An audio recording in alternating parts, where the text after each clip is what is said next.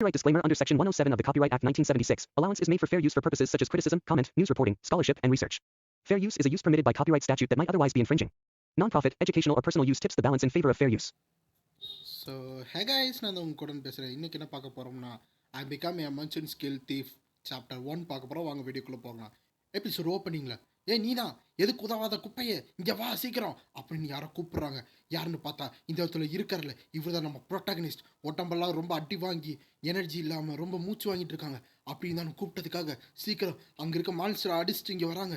சீக்கிரமா என்ன பண்ணிக்கிட்டு இருக்க? போய் லார்ட் ஆத்தர்ட்ட இருக்கிற அந்த கேர்ஸை வெளியே எடு, சீக்கிரம் எடுத்து தொலை, அதுக்காச்சும் நீ லாய்க்கு வருவ அப்படின்னு ஒரு லேடி கத்திக்கிட்டு இருக்காங்க. இந்த சைட் பார்த்தா பின்னாடி இருக்காங்களே, இதான் அந்த உலகத்தில் இருக்கிற ஹீரோ. அப்போது அவங்க உடம்பு ஃபுல்லாக கேர்ஸ் எனர்ஜி சுற்றி இருக்குது. நம்ம ஹீரோ என்னால் முடியல, நான் ஏற்கனவே லிமிட்டுக்கு வந்துட்டேன் அப்படின்னு நினச்சிக்கிட்டு இருக்காங்க.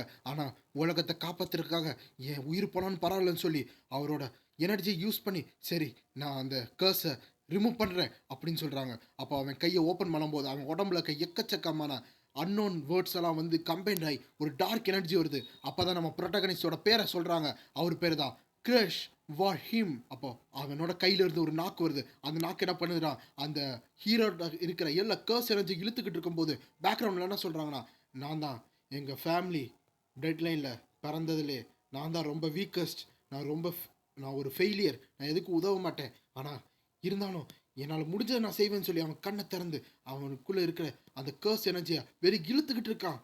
பார்த்தா அந்த ஹீரோவோட அதாவது ஆத்தருக்கு அந்த கேர்ஸ் எனர்ஜி கொஞ்சம் கொஞ்சமாக வெளியே வந்து மொத்த எனர்ஜியும் அவன் கையில் அப்சர்வ் பண்ணிக்கிட்டு இருக்கான். என்னோட பவர் தான் கேர்ஸை திருடுறது. எப்படிப்பட்டான கேர்ஸாக இருந்தாலும் அது என்னால் எடுத்துட முடியும். அது போக இந்த ஹீரோஸ் இருக்காங்கல்ல, அதை ஏன் முன்னாடி நின்றுக்கிட்டு இருக்காங்களே, இவங்க தான் இந்த உலகத்தை காப்பாற்றுறவங்க அப்படின்னு சொல்கிறாங்க. பார்த்தா நம்மளோட கிரஷ்க்கு இருக்கிற மொத்த எனர்ஜி யூஸ் பண்ணனால அவன் உடம்பு தாங்காம வாயிலேருந்து எக்கச்சக்கமான ரத்தம் வெளியே கொட்டிக்கிட்டு இருக்கு அப்படின்னு இரும்புறான். என்னதான் நான் இந்த அசுரா ஜென்ரேஷனில் ஒரு ஆளாக இருந்தானோ என்னால் முடிஞ்ச உதவியை நான் கொடுப்பேன்னு கத்திக்கிட்டு இருக்கான். இந்த சைட் பார்த்தா 3 பேர், லார்ட் ஆத்தர் உங்களுக்கு எதுவும் ஆகலை, இந்தாங்க ப்ளீஸ் டக்குன்னு இந்த போர்ஷன் எடுங்க, உங்களுக்கு எதுவும் ஆகாது அப்படின்னு அந்த ஹீரோ தான் எல்லாரும் டாமினேட் பண்ணுறாங்க. பட் நம்ம ப்ரொட்டகனிஸ்டை அப்படியே அம்போன்னு விட்டுக்கிட்டு இருக்காங்க. இங்கிட்ட அந்த ஆத்தர் மேலே பார்க்குறான். பார்த்தா அந்த மான்ஸ்டர் அதாவது அந்த பிளாக் நைட்டு வந்து அப்படின்னு கத்திக்கிட்டு வந்துக்கிட்டு இருக்கு. அது குதிரை சேர்த்து கையில் ஒரு சைத்தை வச்சு நம்ம ஹீரோஸை அழிக்க வந்துக்கிட்டு இருக்கு.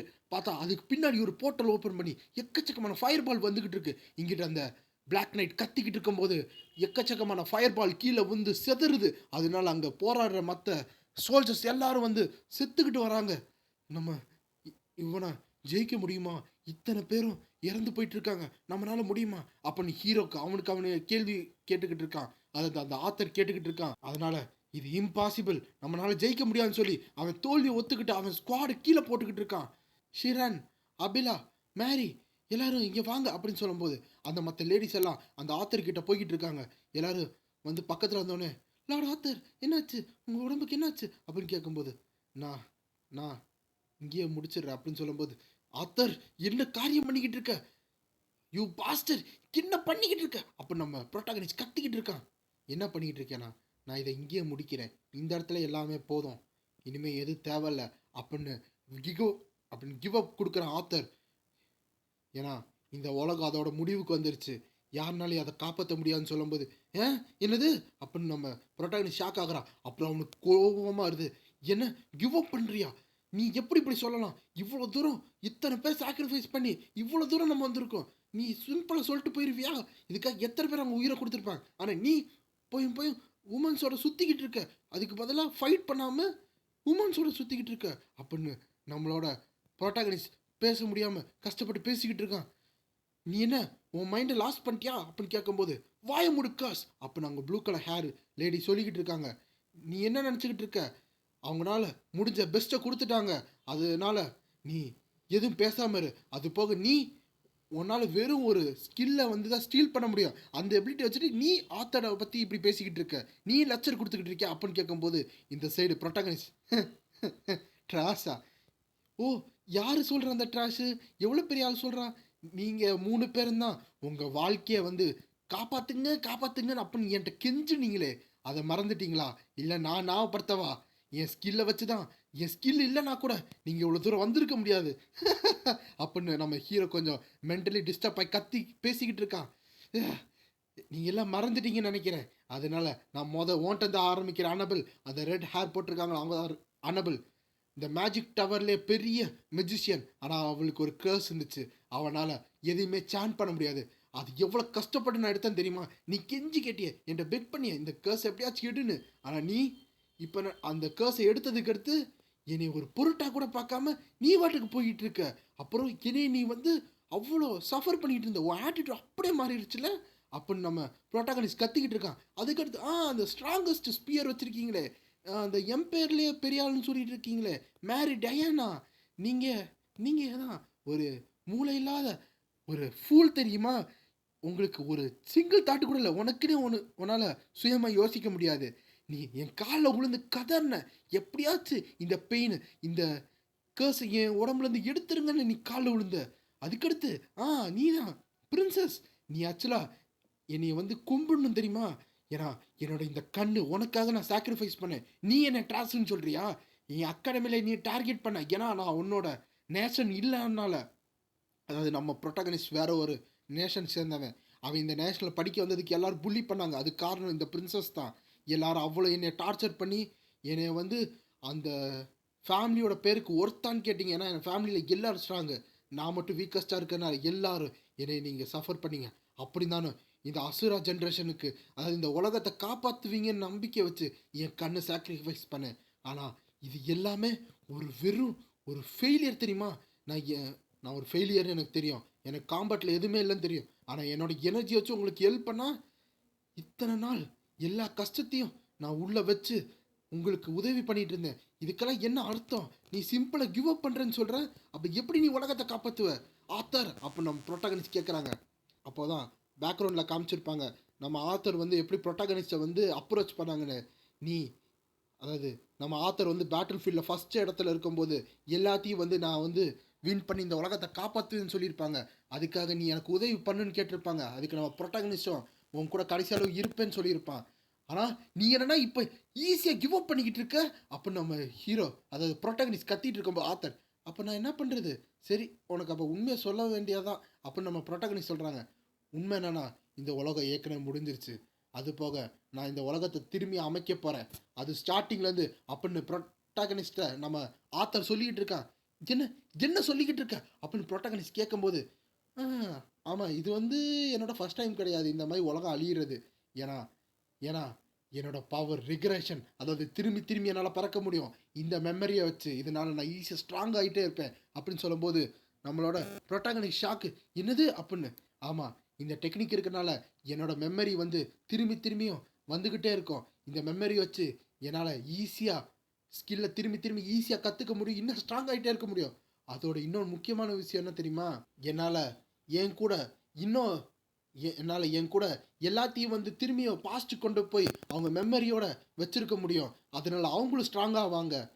அண்ணா அப்புறம் இந்த மாதிரி இருந்துச்சுன்னா இந்த அப்பாக்கலிப்ஸை வந்து நீ அடுத்த உலகத்தில் வந்து நிப்பாட்டிட முடியுமா அப்படின்னு கேட்கும்போது, ஆமாம் அதுதான் என் பிளானு அப்படின்னு சொல்லும்போது, நான் திரும்பி போய் பிகினிங்லேருந்து ஆரம்பிக்க போகிறேன், அது இந்த 3 பேரை வச்சு அப்படின்னு சொல்லும்போது, என்னது அப்புறம் நீ, அப்போ நான் என்னை பற்றி என்ன சொல்லு நான் அப்படின்னு வந்து திக்கிக்கிட்டு இருக்கான் நம்ம ப்ரொட்டாகனிஸ்ட். நீ எதுக்கு உதவ மாட்ட, நீ தேவையப்பட மாட்ட, உன்னை எதுக்கு கூட்டிகிட்டு போன, நீ வேஸ்ட் அப்படின்னு சொல்லும்போது, என்ன அப்படின்னு நம்ம ப்ரொட்டாகனிஸ்ட் யோசிச்சுக்கிட்டு இருக்காங்க. அது உண்மைதான், உன்னோட பிளாக்வுட் ஸ்கில் வந்து யூஸ்ஃபுல்லாக தான் இருக்கும். ஆனால் அது வெறும் ஒரு கேர்ஸை வந்து ஸ்டீல் பண்ணுறதுக்கு தானே. அது இதுக்கு மேலே டெவலப்பும் ஆகாது, அது அதுக்கு மேலே குறையும் செய்யாது. நான் உன்னை கூட்டிகிட்டு போகிறதுல ஒரு யூஸ்லெஸ் தான். எதுக்கு நான் எக்ஸ்ட்ரா எனர்ஜியை வேஸ்ட் பண்ணோம்? அதனால் நீ இங்கேயே கடை. அது போக உன்னைய மாதிரி ஒரு நல்ல பவர்ஃபுல்லான வெர்ஷன் அடுத்து கிடைப்பான். ஏன்னா இப்போ நம்ம ஹீரோ ஃபுல்லாக டேமேஜில் மென்டலி டேமேஜில் இருக்கான்ல, இந்த மாதிரி இல்லாமல் ஒரு ஃப்ரெஷ் பீஸாக ஒரு புது உலகத்தில் அவன் இருப்பான், நான் அவனை யூஸ் பண்ணிக்கிறேன் அப்படின்னு சொல்லும்போது, என்ன என்ன என்ன சொல்லிக்கிட்டு இருக்க? அப்போது ஆமாம், உன்னை வந்து எப்படி ரெக்ரூட் பண்ணுறேன்னு நினச்சேன், உன்னை பற்றி எனக்கு எல்லாமே தெரியும் காஸ், அதனால தான் நீ எப்பவுமே என் பிளானுக்கு வருவ, எப்பவுமே நீ செத்துப்போ அப்படின்னு சொல்லும்போது இந்த சைடு ஹீரோ, என்ன என்ன என்ன அப்போ என்னை நீ சும்மா ஒரு டாய் மை வச்சுக்கிட்டு இருக்கியா? ஆமாம், எப்பவுமே இந்த உலகத்தை விட்டு போகும்போது உன்னை இப்படி தான் டிஸ்போஸ் பண்ணிட்டு போயிடுவேன். அப்படின்னு சொல்கிறான். அதனால் நீ கவலைப்படாத, அடுத்த உலகத்தில் உன்னை கொஞ்சம் நல்லா யூஸ் பண்ணுறேன் அப்படின்னு அந்த ஆத்தர் சொல்கிறான். என்னது அப்படின்னு நம்ம ப்ரொட்டகனிஸ்ட் ஷாக் ஆகுறான். இல்லை நீல் இல்லை வெயிட் பண்ணு ஆத்தர் அப்படின்னு கத்திக்கிட்டு இருக்கான் நம்ம ப்ரொட்டகனிஸ்ட். எனக்கு தெரியும், எனக்கு இது ஏற்கனவே தெரியும். இவங்க அதாவது இந்த அசுரா ஜென்ரேஷன் வந்து எப்போ வந்து என்னை இக்னோர் பண்ண ஆரம்பித்தாங்களோ அப்போ என்னை விடுவாங்கன்னு தெரியும். ஆனால் இப்படி நடக்குன்னு எனக்கு தெரில. இவன் என்னை காம்ரேடாக நான் நினச்சேனே, இவனை மட்டும்தான் நான் காம்ரேடாக நினச்சேனே. யூ யூ பாஸ்டர் போகாதடா அப்படின்னு கத்தும்போது இவன் அப்புறம் பார்ப்போம்டா அப்படின்னு சொல்லி அவன் சிரிச்சுக்கிட்டு போயிட்டு இருக்கான். இல்லை என் கான்சியஸ் கொஞ்சம் கொஞ்சமாக என்னை விட்டு போயிட்டு இருக்கு. இல்லை இந்த வாழ்க்கை இப்படி தான் போகணுமா அப்படின்னு நம்ம ப்ரொட்டகனிஸ்ட் நினச்சிக்கிட்டு இருக்கான். இல்லை இல்லை இதுக்கு வாய்ப்பில்லை, நான் இது இப்படி விட மாட்டேன் அப்படின்னு நம்மளோட ப்ரொட்டகனிஸ்ட் கத்துறான். என்னோட பிளாக்வுட் ஸ்கில் வச்சு எந்த கர்ஸை வேணாலும் ரிமூவ் பண்ண முடியும். ஆனால் இந்த ஸ்கில் மட்டும் எனக்கு பத்தாது, எனக்கு இன்னும் ஒரு ஸ்கில் வேணும். அது என்னை ஸ்ட்ராங் ஆக்கணும், அது என்னை ப்ரைடாக வச்சுக்கணும். ஒரு சிங்கிள் ட்ராகனை வந்தாலும் அது சிங்கிள் ஹேண்டாக நான் அதை டிஃபீட் பண்ணணும். எனக்கு பவர் வேணும். 5 லட்சம் பீப்புளும் என்னையவே பார்க்கணும். நான் இந்த கர்ஸோட நிப்பாட்ட மாட்டேன். எனக்கு ஒரு பெரிய கர்ஸ் வேணும்னு சொல்லி நம்மளோட ப்ரொட்டாகனிஸ்ட் அவன் கையை ஆக்டிவேட் பண்ணி பிளாக் ஹூட் அப்படின்னு யூஸ் பண்ணுறான். பார்த்தா நம்ம ஆத்தர் ரெகுலேஷன் டைம் பண்ணிக்கிட்டு இருக்கும்போது அவன் கிட்ட அந்த எனர்ஜி போய்கிட்டு இருக்கு. அப்போது நம்ம ப்ரொட்டாகனிஸ்ட் வெயிட் அப்படின்னு சொல்கிறான். பார்த்தா அவனோட எனர்ஜி மொத்தமாக ஆத்தரை சூழ்ந்துக்கிட்டு இருக்கு. அப்போது அது மொத்தமாக அப்சர்வ் பண்ணிடுச்சு. ஆத்தர் அப்படின்னு கத்தும்போது, கர்ஸ் நீ என்ன இன்னும் கிவ் அப் பண்ணலையா அப்படின்னு அந்த ஆத்தர் கேட்குறான்.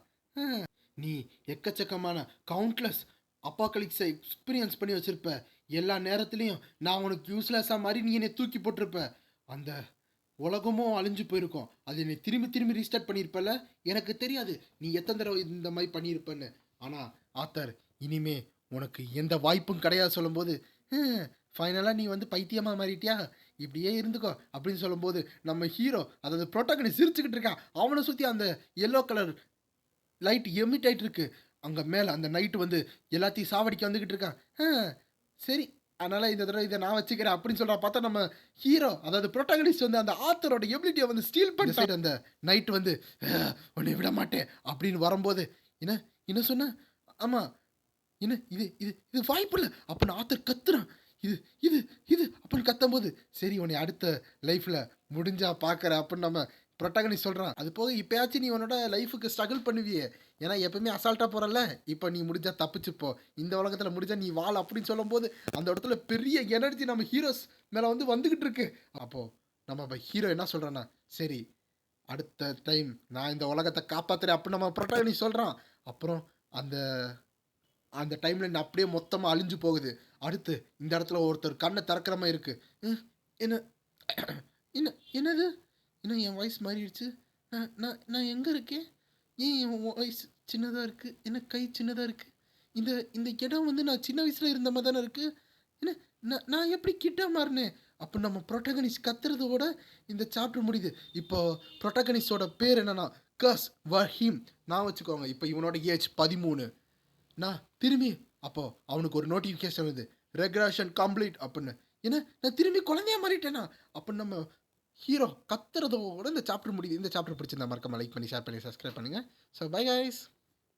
சரி ஓகே, ஒரு டீட்டெயில் சம்மரி மாதிரி ஒன்று சொல்லிடுறேன். ஆக்சுவலாக வந்து நம்ம கர்ஸ் வந்து ஒரு ஸ்லேவரி மாதிரி நடத்திக்கிட்டு இருக்காங்க.